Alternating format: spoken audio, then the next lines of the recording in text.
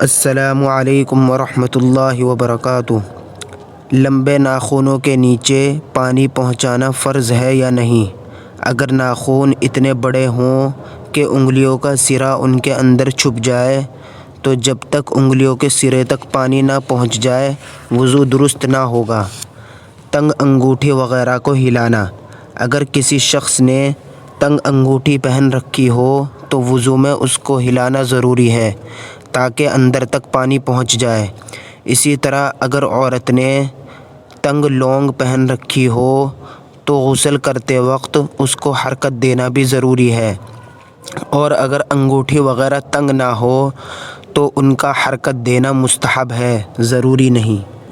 Attach bath room میں بسم اللہ پڑھنے کا حکم۔